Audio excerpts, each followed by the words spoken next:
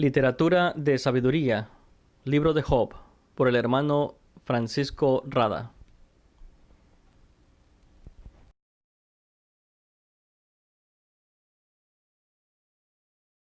¿Por qué sufren los justos? Siempre tenemos esa pregunta, hermanos, que nos inquieta cuando pasamos por alguna experiencia en nuestras vidas. Pensamos, por ejemplo, hermanos, cuando leemos 2 Timoteo capítulo 3, versículo 12.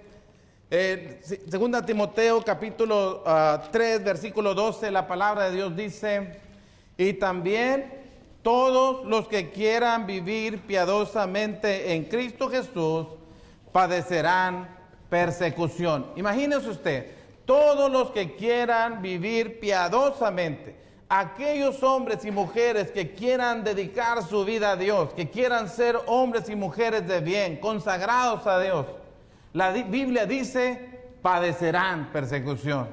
Cuando leemos Santiago capítulo 1, en el versículo 2, encontramos que la palabra de Dios nos dice: hermanos míos, escribiéndole a la iglesia, hermanos míos, tened por sumo gozo cuando os halléis en diversas pruebas.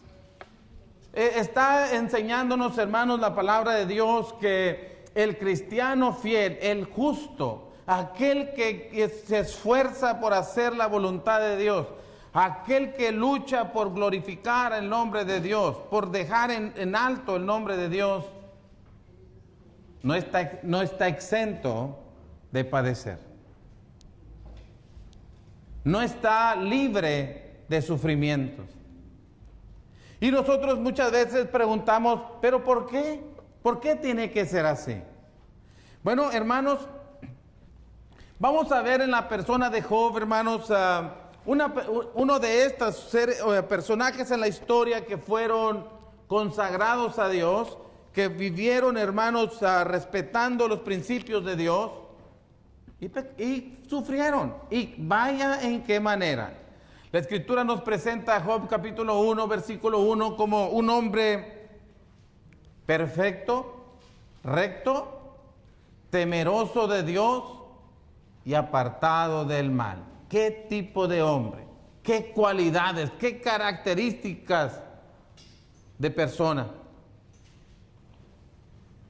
Pero otra bendición que tenía de parte de Dios era que Job, hermanos, disfrutaba de abundancias materiales. Nos está enseñando, hermanos, que las riquezas y la vida santa no están peleadas, hermanos. Que el hombre rico también puede, aunque es difícil, pero puede ser santo, y Job nos lo está enseñando. Pero también, hermanos, dice la Escritura en el capítulo 1, en el versículo 5, que Job no solamente era santo personalmente, sino que también buscaba la santidad de su propia familia. Que no solamente era un hombre temeroso de Dios, sino que enseñaba ese temor de Dios a sus propios hijos. Y cuidaba de que permanecieran, hermanos, en devoción y adoración a Dios. De tal manera que dice la palabra de Dios en la segunda parte de este versículo 5, que Job enviaba y santificaba y se levantaba de mañana y ofreció holocaustos conforme al número de todos sus hijos, porque decía Job: quizá habrán pecado mis hijos y habrán blasfemado contra Dios en sus corazones. Y confirma, de esta manera hacía todos los días. Imagínense, hermanos, pongan en sus mentes una fotografía de una familia así, de un padre de familia así y de unos hijos así, hermanos. ¿Por qué habrían de sufrir ellos? ¿Por qué habrían de batallar ellos, hermanos? ¿Por qué habría de venir una desgracia a sus vidas si son hombres y mujeres dedicados a Dios? Bueno, era tan buena persona Job, era tan justo y recto, que gozaba de la buena opinión de Dios. Y Dios le dijo al diablo en el versículo 8, no hay otro como Job en toda la tierra. No hay otro. El número uno de Dios, el de los preferidos de Dios en rectitud y obediencia a su palabra. debemos luchar por tener ese concepto que Dios tenía de Job. Luchar porque también ese mismo concepto, esa misma opinión, Dios la tenga de nosotros. Que no haya, que pueda decir Dios, no hay otro como Él, no hay otro como ella, no hay otro como Él en toda la tierra. Temerosos, respetuosos, apartados del mal. Porque dice la Escritura, hermanos, en el capítulo 22, versículo 1, que mejor o de más estima es el buen hombre que las muchas riquezas, y la buena fama más que la plata y el oro. En nuestra escala de valores, hermanos, que la buena fama, la reputación que tengamos esté por encima del oro, la plata y de las perlas preciosas. Así vivía Job, hermanos. Y Dios opinaba eso de él. Y no solamente Dios, las gentes que conocían a Job, hermanos, también tenían un buen concepto de él. Tan así que la Escritura dice en el capítulo 4, en el versículo 3 y 4, dice la Escritura: he aquí tú enseñabas a muchos y fortalecías las manos débiles. Un hombre de bien con los demás, bondadoso. Enseñabas a muchos, fortalecía las manos de los débiles. Si alguien tropezaba, dice, enderezaban tus palabras al que tropezaba. Al que se equivocaba, tú le enseñabas, le corregías, le instruías. Y esforzabas las rodillas que decaían. La opinión, hermanos, de los que conocían a Job era que buen hombre. La opinión de Dios: no hay otro como él. ¿Por qué tendría que sufrir él? ¿Por qué tendría que tener problemas una persona así? ¿Por qué podría ser afectada su familia de una persona así? Pensamos que sufren los malos, sufren los que pecan, sufren los rebeldes a Dios, sufren los que se desvelan en las noches haciendo cosas malas. Ellos sí, porque pues, sus hechos les mismos los condenan. Pero él le sobrevino una prueba, a pesar de que cuando el diablo se presentó delante de Dios y Dios le dijo, dándole crédito a Job, diciéndole al diablo que Dios, hermanos, no se equivocaba de la opinión que tenía de Job, y diciéndole al diablo: ¿lo has considerado? Es decir, ¿lo has examinado detenidamente? ¿Has hecho un examen profundo de la persona de él y te has dado cuenta que no hay otro como él? Y el diablo no puede decir que no es cierto que Job sea como Dios dice, hermanos. El diablo no puede decir que Dios está siendo engañado, que Dios miente, sino que el diablo, hermanos, ataca los motivos que Job supuestamente tiene para ser fiel a Dios. Y el diablo dice palabras como: ¿acaso teme Job a Dios de balde? ¿A poco crees tú que Job te sirve nada más porque eres Dios? Porque Él desinteresadamente ha entregado tu vida a ti. No, no es así. Le dice el diablo: ¿que acaso no le ha acercado alrededor a él y a su casa y a todo lo que tiene? Al trabajo de sus manos has dado bendición, por tanto sus bienes han aumentado sobre la tierra. Y desafía a Dios diciéndole en el versículo 11: pero extiende ahora tu mano y toca todo lo que tiene, y tú mismo vas a ver si no blasfema contra ti en tu misma presencia. Podemos nosotros encontrar cómo el diablo ha visto, hermanos, cómo el diablo conoce por observación, cómo el diablo se ha enterado de que otras vidas, hermanos, a través de la historia, en diferentes partes, Se han apartado de Dios cuando las cosas no han salido bien en sus vidas. Se han apartado de Dios, han salido decepcionados de Dios y se han alejado de Dios y han cuestionado a Dios porque las cosas no están marchando bien cuando pareciera que no debiera. ¿Por qué no? Si yo quiero hacer las cosas bien. Y el diablo le está diciendo a Dios, ¿quién, como dijera ahorita, nada más por aplicación, no que así es? ¿Tú crees que Él es justo? Quítale lo que tiene y vamos a ver qué va a hacer cuando ya no lo tenga. Cuando pierda la salud, pierda el trabajo, tenga problemas en sus finanzas. ¿Qué va a hacer?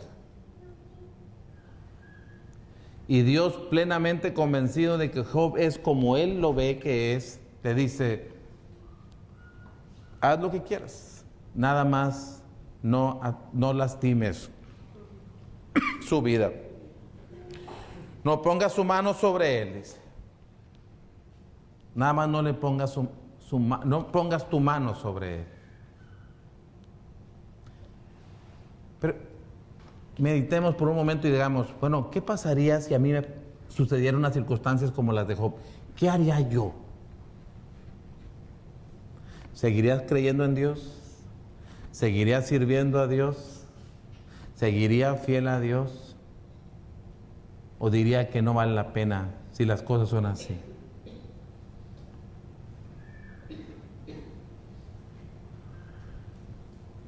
Bueno, cuando vayan malas cosas, como a veces suelen ir, dijo el poeta, descansar acaso debas, pero nunca desistir.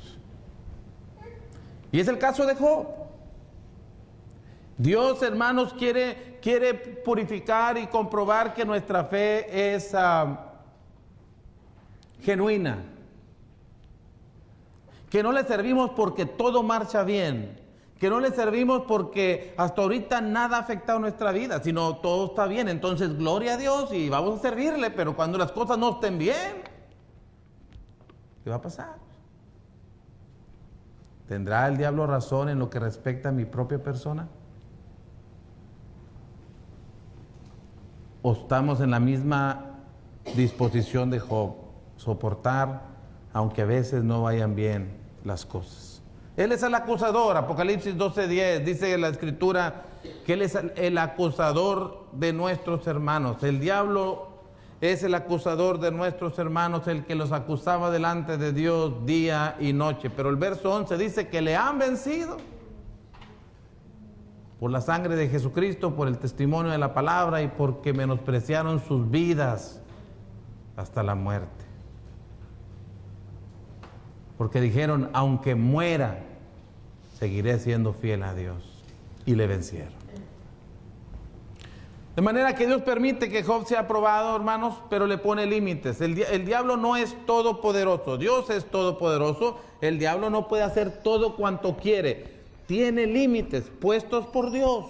Tiene límites, hermanos. Dice la Escritura que no nos ha sobrevenido ninguna tentación que no sea humana. 1 Corintios 10:13. Y dice, pero fiel es Dios que no os dejará ser tentados más de lo que podáis resistir, sino que junto con la tentación, dice la Escritura, Dios dará la salida. Junto con la tentación, Dios dará la salida. Dios sabe lo que somos capaces de soportar y por eso permite, no lo manda, pero permite que algunas cosas pasen. Pero nos da la salida, hermanos, para que podamos resistir. Aun cuando permite que ciertas tragedias sucedan en nuestra vida, siempre está allí para ayudarnos. Y mire, hermano, en esta prueba de Job, podemos ver que perdió todo, sus hijos. Primero empezó con sus propiedades, sus ganados, sus hijos, su salud. y en la buena disposición de su esposa de que Job conservara la vida, porque le decía, aún retienes tu integridad, ya reniega de Dios y muérete. Y Job, hermanos, podía haber perdido todo eso.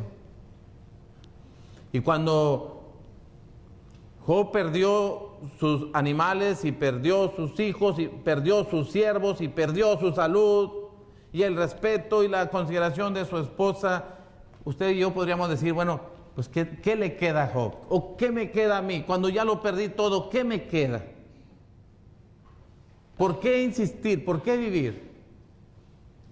¿Qué le quedaba a Job, hermanos? Su integridad. Capítulo 2, versículo 3 y versículo 9. Dios le dijo al diablo cuando se volvió a encontrar con él por segunda vez, que Job aún retiene su integridad. Su mujer le dijo a Job, aún retienes tu integridad. Hermanos, la integridad es algo que es fácil de perder y tan difícil de recuperar. Pero fidelidad y respeto, obediencia en Dios, hermanos, es algo que debe perdurar en medio de las tribulaciones. Y Job nos lo enseña. ¿Podrá usted creer que hay valor en las tribulaciones? ¿Puede usted identificar o apreciar el valor de las tribulaciones? Pues sí, hermanos, las tribulaciones tienen su valor, su utilidad en nuestra vida cristiana. Para aquel que es siervo fiel de Dios, las tribulaciones tienen su provecho en nuestras vidas.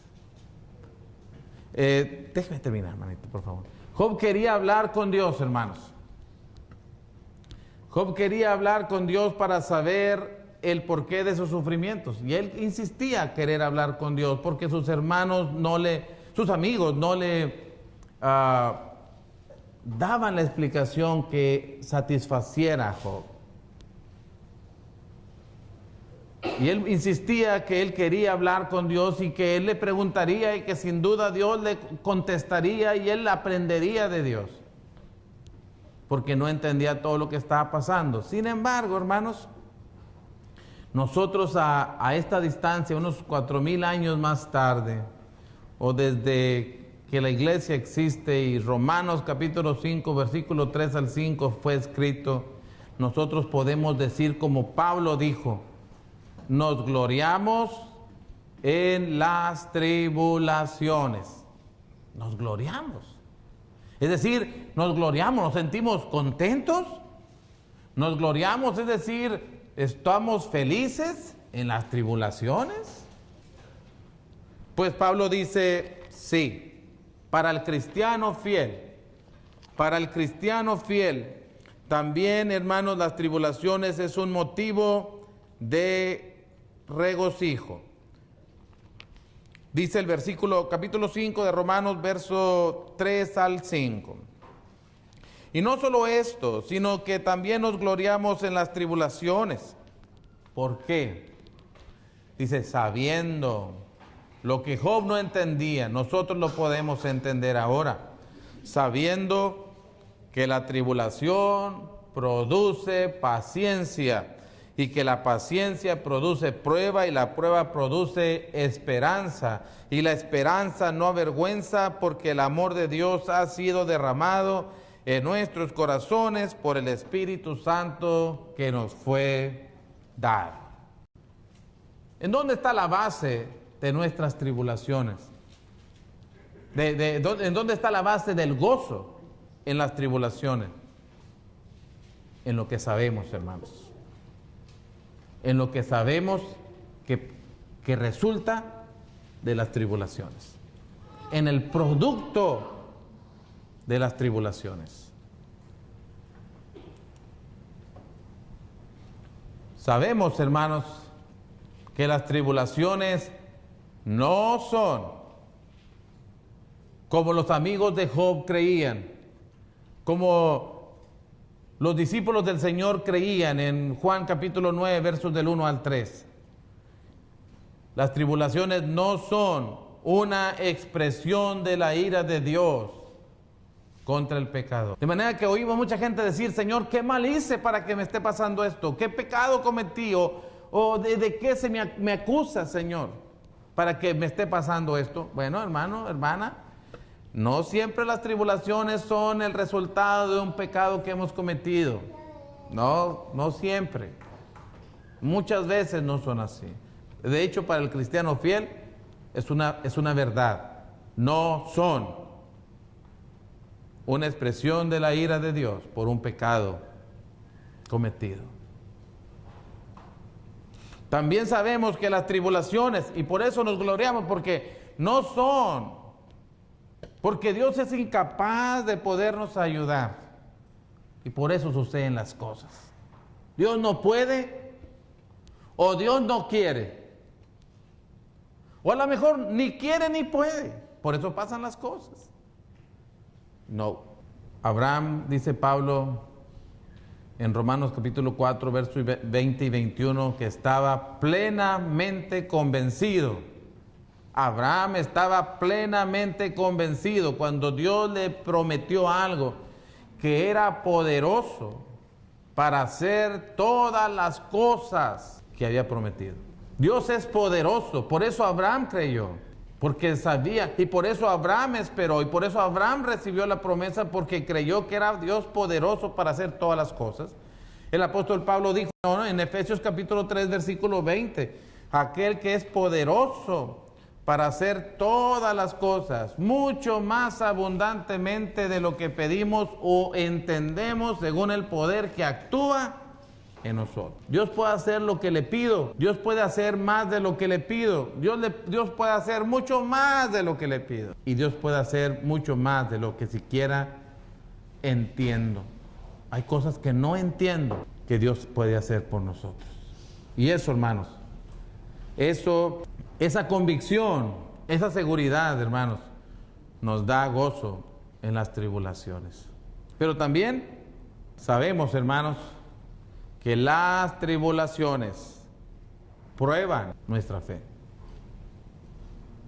y purifican, la hacen más fuerte. Así como el oro es probado por fuego, dice Pedro, así también nuestra fe es probada por fuego. Primera de Pedro, capítulo 1, versículos 6 al 7, después de hablar de la herencia que tenemos en los cielos y del poder que Dios, y que somos guardados mediante el poder de Dios por la fe. Y que, hermanos, dice Pedro, pero si es necesario tengáis que ser atribulados por diversas pruebas. Porque las pruebas, hermanos, dice el apóstol Pedro, en lo cual vosotros os alegráis, aunque ahora por un poco de tiempo. Nos gozamos en la esperanza de que vamos a estar en el cielo, pero dice, aunque ahora por un poco de tiempo, si es necesario, tengáis que ser afligidos. Tengas que ser afligido en diversas pruebas. Ahora, mientras llegamos al cielo, ahora, por un poco de tiempo, si es necesario, si las circunstancias se dan, si no sucede esto, tengamos que ser afligidos en diversas pruebas. ¿Para qué? ¿Para qué suceden estas pruebas? Dice, para que sometida a prueba vuestra fe. Las tribulaciones someten a prueba, hermanos, nuestra fe. Mucho más preciosa que el oro, el cual, aunque perecedero se prueba con fuego, nuestra fe sea hallada. Y noten esto, hermanos. Lo que Dios quiere respecto a nuestra fe es que cuando Jesucristo venga, hermanos, esta fe que nosotros tenemos en Dios, esta fe que nosotros depositamos en Él, honre, alabe y glorifique a Dios desde ahora y hasta que Jesucristo venga. Que esa forma de vivir por fe sea hallada en honra, gloria y alabanza cuando sea manifestado Jesucristo. Para eso, hermanos, suceden muchas veces las cosas que luego experimentamos y que duelen.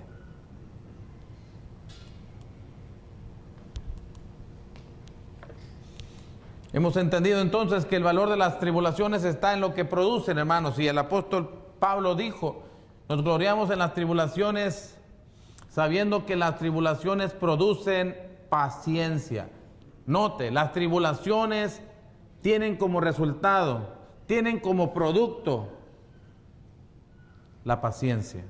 Y la paciencia, hermanos, es la capacidad de soportar a pesar del sufrimiento. El Señor Jesucristo dijo cuando anunciaba la caída, la destrucción de Jerusalén en el libro de Lucas, hermanos, en el capítulo 21, en el versículo 19, dijo: con vuestra paciencia ganaréis vuestras almas. Es decir, que la paciencia, hermanos, tiene como resultado victoria, tiene como resultado triunfo, tiene como resultado ganancias, hermanos. Y por eso Dios quiere que, según las circunstancias, experimentemos tribulaciones para que seamos hombres y mujeres que aprendemos la paciencia. Porque esa paciencia, hermanos, dice Pablo, produce prueba. Y cuando hablamos de prueba, hermanos, estamos hablando de la aprobación. ¿Somos probados? En la paciencia somos probados. ¿Qué tan constantes somos? ¿Qué tan perseverantes somos? ¿Qué tan consecuentes somos en lo que creemos? Y tenemos el examen aprobado por Dios. Como en la escuela, que sacamos un 10. Porque Dios vio nuestra perseverancia, Dios vio nuestra constancia, Dios vio, hermanos, nuestra fidelidad a Él. Y aprobó nuestra fe.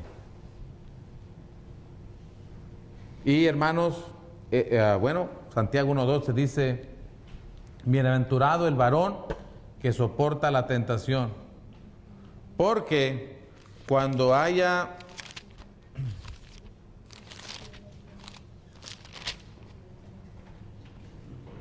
bienaventurado el varón que soporta la tentación, porque cuando haya, miren hasta cuándo, porque cuando haya resistido la prueba, recibirá la corona de vida que Dios ha prometido a los que le aman. Bienaventurado el que soporta la prueba.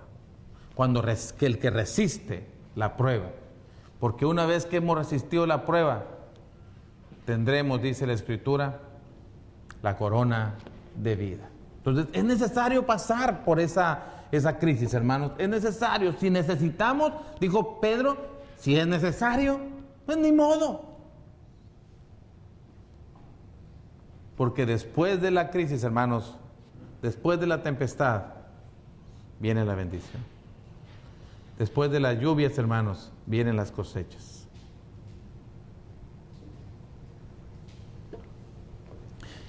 Y la esperanza, dijo Pablo, la prueba de nuestra fe produce esperanza. ¿Cómo no? El que cree en Dios enfrenta la prueba, la supera, es más paciente, Dios le reconoce, tiene seguridad, tiene confianza, tiene esperanza, hermanos, de la corona de justicia. La fortaleza espiritual que resulta, hermanos, nos da confianza en Dios. Y Pablo dijo en Romanos 8:18, estoy convencido que las aflicciones del tiempo presente no son comparables con la gloria venidera que en nosotros ha de manifestarse. Pablo estaba diciendo, hermanos, que lo que suframos, y miren quién lo dijo, que quienes sufrimos, y miren quién escribió esas palabras, un azotado muchas veces, en peligros muchas veces, en hambres y en desnudeces, en naufragios y en cárceles, en azotes y en pedradas, dijo, pues todo lo que sufro, cuando lo comparo con lo que Dios me va a dar, no tiene comparación. No hay comparación. Recibiré más de lo que ahora podría sufrir. Dios me promete más de lo que ahora voy a sufrir o pueda sufrir, si es necesario. Y cuando escribía en el capítulo 4 de 2 Corintios, en el versículo 17, hermanos, cuando comparaba las tribulaciones del tiempo presente con lo que vamos a recibir, dice el apóstol Pablo, porque está leve, los azotes, las pedradas que lo dejaron casi muerto, los ayunos forzados por no tener que comer, leves, las cárceles, pues él le llama leves, porque lo compara con lo que sí tiene peso, esta leve tribulación, y le llama leve tribulación, y a esta tribulación le llama leve y también le llama momentánea. Es decir, algo que no siempre será. Es algo que sucedió en un tiempo, pero que Dios nos da la fortaleza, salimos adelante y continuamos el camino. No es algo que será desde que nací hasta que me morí. Fue un continuo dolor. ¿No es cierto? Nadie ha pasado por eso. Pero dice Pablo, porque es temporal. Lo que sufrimos son circunstancias temporales, son situaciones por un tiempo. Dios nos da la fuerza para seguir adelante. Él es el Dios de la misericordia. El Padre de misericordia, dice el capítulo 1 de 2 Corintios, verso 3. El Padre de la misericordia y el Dios de toda consolación, el cual nos consuela en todas nuestras tribulaciones, para que podamos consolar a otros con la consolación con la que de Dios recibimos. Entonces, es una leve tribulación momentánea lo que tenemos, hermanos, pero que produce en nosotros un cada vez más excelente peso de gloria. Entonces, lo que sufro hoy con lo que Dios me va a dar no tiene comparación. El tiempo que sufro hoy con lo que Dios me va a dar no tiene comparación. Esto es ahorita, lo que me va a dar es eterno. Esto es leve, lo que me va a dar sí tiene peso. Lo entendemos, nos da fuerza para seguir adelante.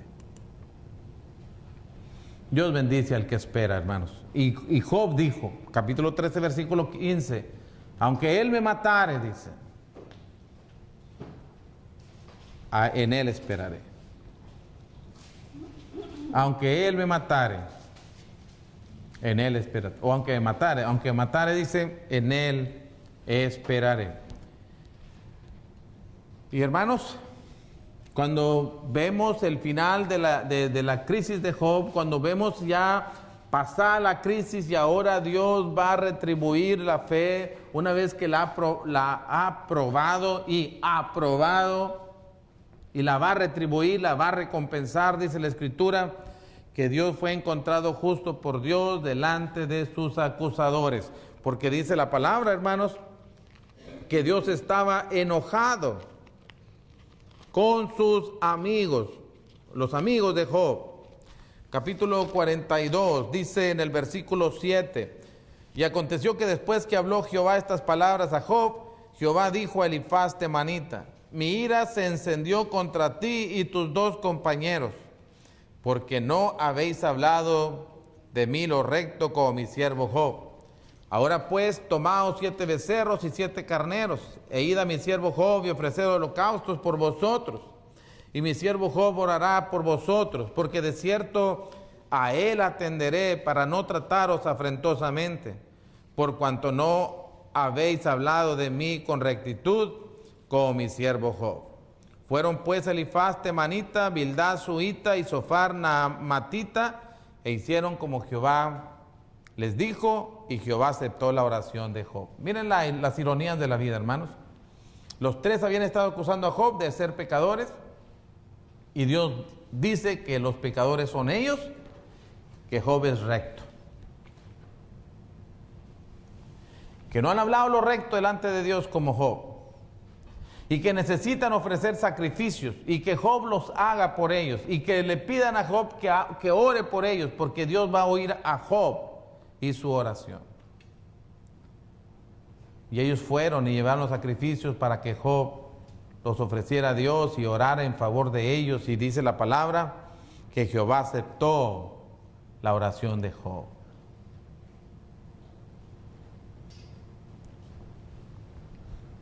Como, hermanos, al final Dios ve la fidelidad, aprueba la fe y la paciencia, y va a gratificar, reconociendo que Job era recto. Antes de la prueba fue recto, durante la prueba.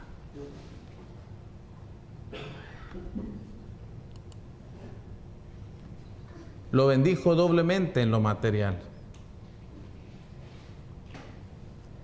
Lo que tenía en animales se lo duplicó y le devolvió sus hijos. Es que no hay nada difícil para Dios, hermanos. Dios podía evitar, bueno, hermanos, a veces nosotros Dios actúa en las tribulaciones de 3 maneras fundamentalmente, como muchas veces lo ha hecho en nuestra vida, tal vez lo está haciendo ahorita. Nos ayuda a que no tengamos problemas, pero nos ayuda a salir de en medio de las tribulaciones. Y cuando nos permite que continuemos teniendo esa tribulación, nos da la fuerza para resistir la prueba. Nos da las fuerzas. ¿No le dijo eso a Pablo? Capítulo 12 de 2 a los Corintios. 3 veces le he pedido, quítame este aguijón, y dijo, bástate mi gracia, porque mi poder se perfecciona en la debilidad.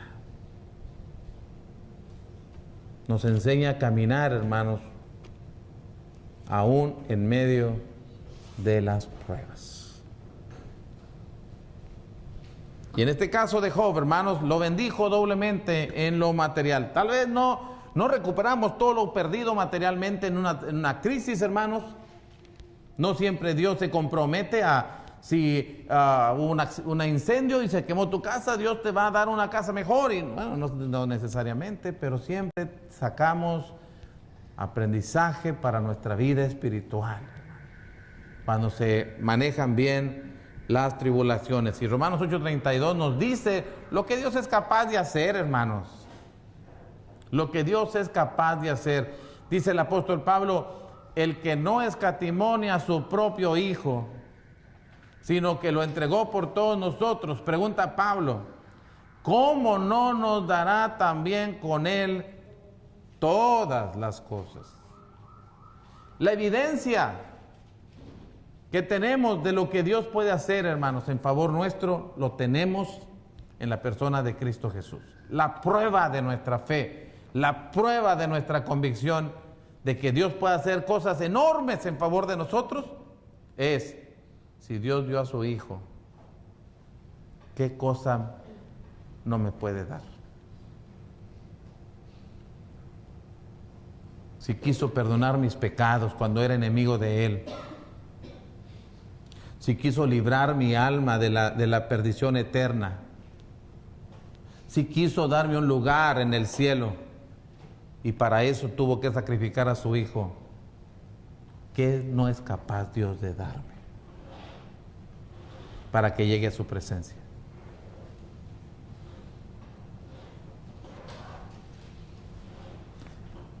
A veces lo miramos muy humanamente y queremos las cosas aquí y ahora, en el cielo, no, pero Dios mira la eternidad. Nuestra dirección siempre es hacia la eternidad. Nuestro enfoque porque el enfoque de Dios siempre es hacia la eternidad.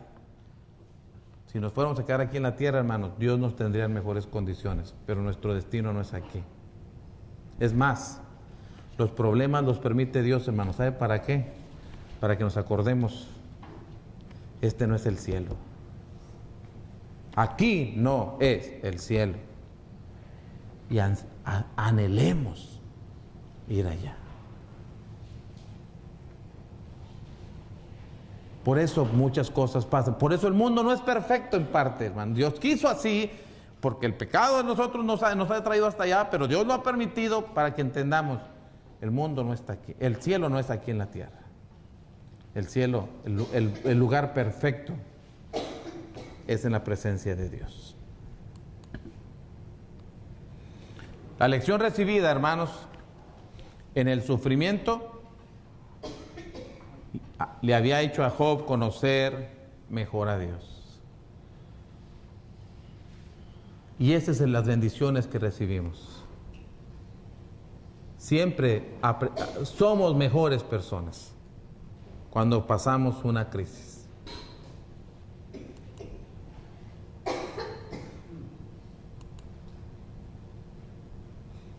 El Señor, hermanos, bendice incluso en medio de la adversidad.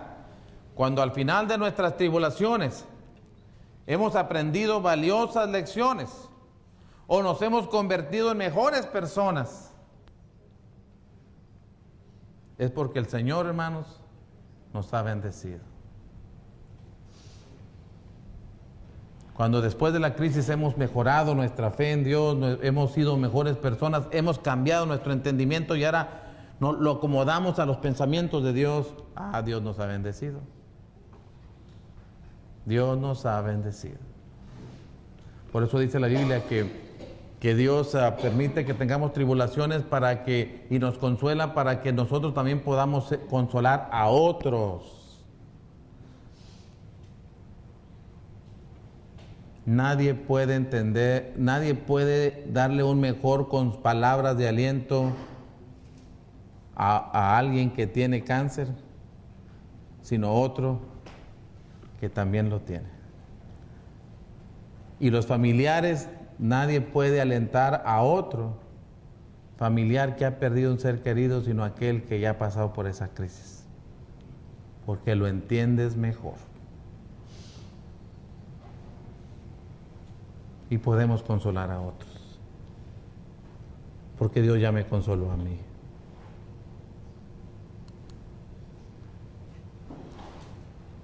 Las tribulaciones de Job, hermanos, tienen un final feliz, como son todas las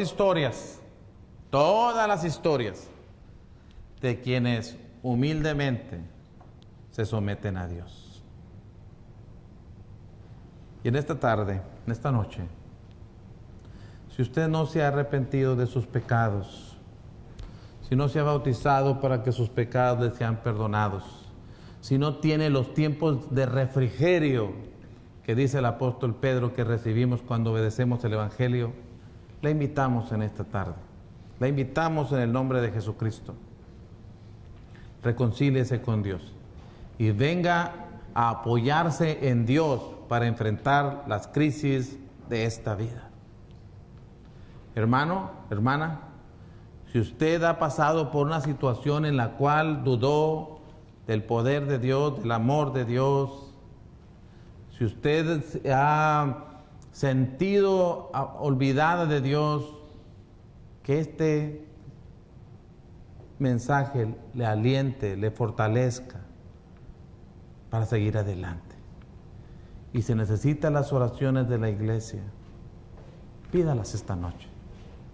que oraremos con mucho gusto por usted. Y recuerde, Dios nos está preparando para la eternidad. Y las aflicciones muchas veces tienen ese propósito. Dios les bendiga. Y estamos invitando, si necesita arrepentirse y bautizarse, Dios le está invitando. Si necesita las oraciones de la iglesia, pase y pídelas en esta tarde, que estaremos orando por usted. Dios les bendiga, hermanos. Usted puede enviar su correspondencia a 2013 Spring Glen, Mission, Texas, 78572.